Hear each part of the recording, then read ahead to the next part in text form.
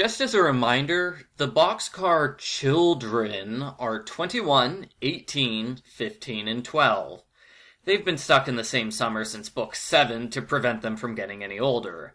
Now summer has officially ended, and they still appear to be the same ages, so this is the point where we can officially say they're stuck in a time freeze. Argofont Book Review, Argofont Book Review. The Boxcar Children have a week off of school, so they decide to vacation in a hunting cabin in the middle of the woods. The closest building is Nelson's grocery store, 2.5 miles away. Grandfather is more than willing to abandon his grandchildren, so he drops them off and leaves. Bye, kids! See you in a week! Try not to get eaten by wild animals! They set up the cabin and read the guest register. Mr. Nelson, the one who owns the grocery store, his family signed the register 3 times. A mystery! Why would they visit this cabin so often? And why sign the register every single time? That seems unnecessary. Even though they don't need groceries, the Boxcar Children decide to visit Nelson's store, just to meet these suspicious neighbors. The Nelsons seem normal enough, but their 5-year-old son says they go to the cabin to look for something. Before he says what, Mrs. Nelson interrupts her son and distracts the Aldens with food. Ooh, their biggest weakness, food. That night, they're woken up by a group of squirrels in the attic. They go back to the grocery store for more information. Mr. Nelson says, there's a hole in the roof, you gotta patch it up to get rid of the squirrels. He also mentions that his grandfather built the cabin. On the walk home, Watch the dog gets his leg caught in a steel trap. Henry's mad because these types of traps are illegal. I thought this would be related to the mystery, but no, it's just a random event. Watch walks it off, and the trap never gets mentioned again. The Aldens spend a day collecting nuts in the woods. The shells make a mess in the cabin. Jesse wants to sweep it up, but there's no broom. That's when Benny remembers. The last cabin he visited had a broom closet by the fireplace. This is also a cabin, therefore it must have a broom closet by the fireplace. That's some weird logic right there, but this is Benny we're talking about, so of course his wild guess is correct. He finds a hidden closet with a hidden message inside, but no one can decode it.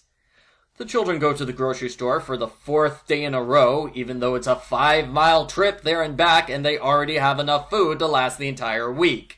Why are they so obsessed with groceries? On the way home, there's an unexpected snowstorm. They make it to the cabin in time, but the snow is several feet deep. They're snowbound! The Boxcar Children are upbeat about the situation. Benny has fun making snowshoes, Henry has fun shoveling outside, and the girls make ice cream out of snow, powdered milk, jelly, and sugar. Yum? The Nelsons come by to make sure the Aldens are okay. Mr. Nelson says they brought food with them, but the bag was heavy, so he just dropped it in the middle of the woods partway through.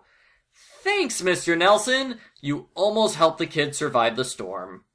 Grandfather's a lot better at rescuing people. He charters a helicopter. They fly over the cabin and drop off food.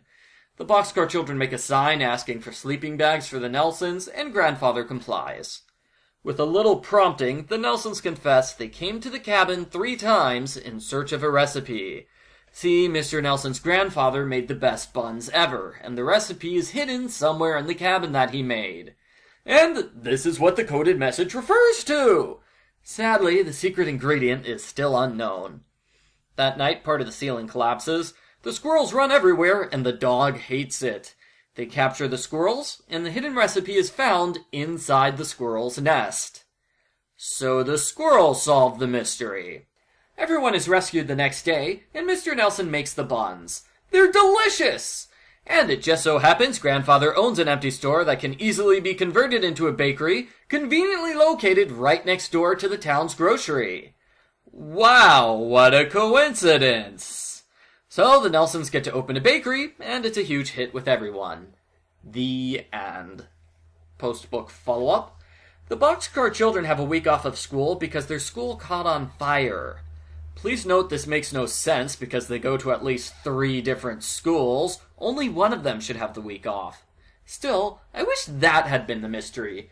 School arson would have been more interesting than the Boxcar Children camp in the woods again. The kids had some smaller adventures, like setting up a bird feeder and seeing deer. These were paired with trips to the grocery store. The longest adventure was a chapter of them collecting nuts. That was borderline painful. The mystery wasn't good. Let me refer you to the previous book where Sam was keeping a secret. Benny refused to leave Sam alone until he explained everything. Here, the Nelsons have a secret cabin search, but our heroes deliberately avoid talking to them about it until the end of the book. I hate it when mysteries do that. It feels like an excuse to drag out the story unnecessarily. They should have learned about the mystery much sooner. Maybe then they could have found the mystery on their own, instead of having squirrels find it. Why did Mr. Nelson's grandfather hide half of the recipe in the broom closet and half of it in the rafters anyway? Why not hide the whole thing in the broom closet? Sadly, I think he did it like that, so the book wouldn't have to reveal what the secret ingredient is.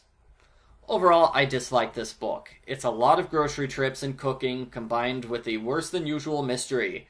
The idea of them getting trapped in the cabin in the woods is interesting, as was the scene of Benny finding the broom closet.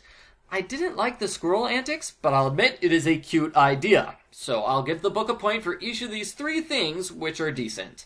I give Boxcar Children number 13, Snowbound Mystery, a 3 out of 10.